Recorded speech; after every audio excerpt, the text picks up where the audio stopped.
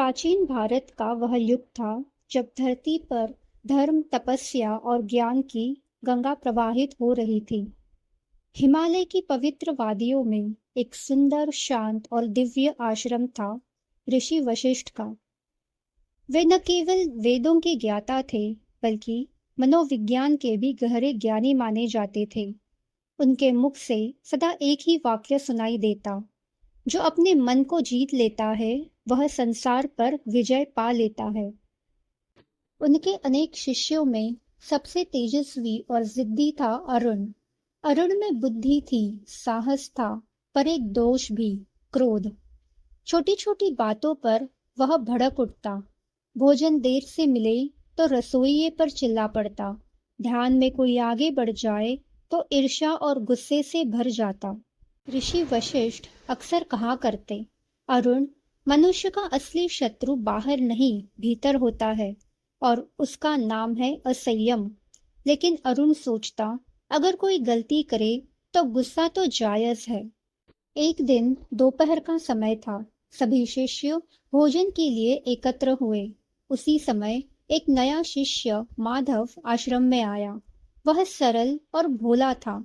गलती से उसने अरुण के सामने रखे पात्र में जल गिरा दिया। अरुण का चेहरा अंगारों से लाल हो गया। अरे मूर्ख, तुझे दिखता नहीं, यह पात्र मेरा ध्यान प्रसाद था। माधव सहम गया। तभी ऋषि वशिष्ठ ने आंखें खोली और शांत स्वर में बोले, अरुण, यह जल तुझे अपवित्र नहीं कर सकता, पर तेरा क्रोध तुझे भीतर से अवश्य जला देगा। आश्रम में मौन छा गया। अरुण कुछ नहीं बोला, पर भीतर से उसने सोचा, गुरुदेव मेरी कठोरता को समझ नहीं रहे। उस रात वह अकेला वृक्ष के नीचे बैठा सोचता रहा, क्या मेरा गुस्सा सच में कमजोरी है? कुछ महीनों बाद राजा सत्यकेतु ने ऋषि वशिष्ठ को धर्म सभा में आमंत्रित किया। यात्रा के दौरान अचानक भीषण तूफान उठा।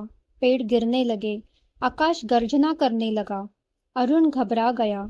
गुरुदेव, हमें लौट जाना चाहिए, यह मार्ग मृत्यु का मार्ग बन जाएगा। ऋषि वशिष्ठ ने कहा, अरुण, तूफान रुकना नहीं जानता, क्योंकि वह दिशा नहीं पहचानता। जब तक दिशा न मिले वह विनाश करता है। फिर बोले, मनुष्य का क्रोध भी ऐसा ही है। जब तक तू उसे दिशा नहीं देगा, वह तेरे भीतर सब कुछ उजाड़ देगा। उस दिन की बात अरुण के मन में उतर गई।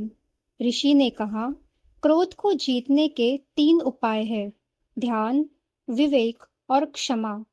ध्यान से तू अपने विचारों का साक्षी बनेगा, विवेक से सत्य को देखेगा, और क्षमा से हृदय हल्का रहेगा। अगले दिन से ध्यान का अभ्यास शुरू हुआ। अरुण ने आंखें बंद की, पर भीतर विचारों का तूफान उठा। देवनंद की मूर्खता, पुराने ताने सब मन में घूमने लगे। वह परेशान होकर बोला, गुरुदेव, मेरे भीतर आग जलती है, मैं शांत नहीं रह पाता। ऋषि मुस्कुराए और बोले, अरुण, यही ध्यान की शुरुआत है। तू अब अपने मन को देख रहा है। क्रोध तेरे बाहर नहीं, भीतर है। उसे मिटाना नहीं, समझना है। जैसे हवा को पकड़ नहीं सकते, वैसे ही विचारों को भी मत पकड़, बस देखता जा। धीरे धीरे कुछ दिनों में अरुण का चेहरा शांत होने लगा।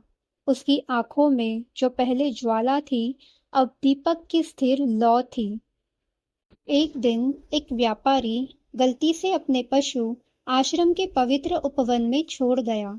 सभी शिष्य क्रोधित हो गए, पर अरुण ने गहरी सांस ली और शांत स्वर में कहा, भाई, यह भूमि पवित्र है।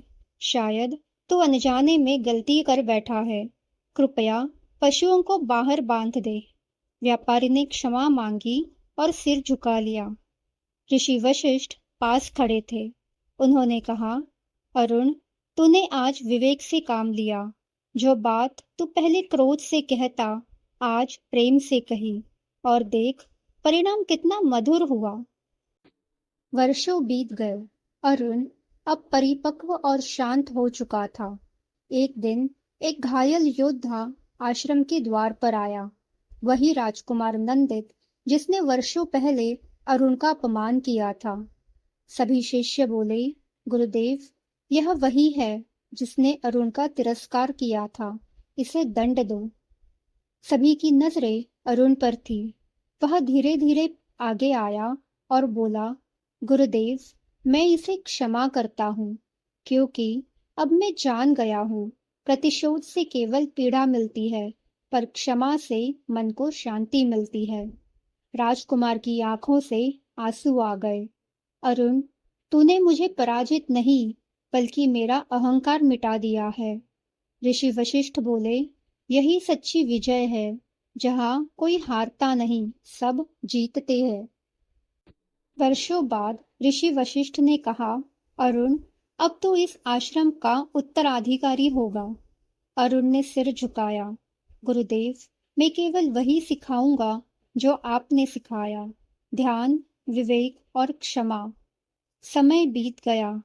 अब लोग कहते, जहाँ आचार्य अरुण है वहाँ शांति है, वहाँ क्रोध टिकता नहीं, जैसे कमल के पत्ते पर जल नहीं ठहरता।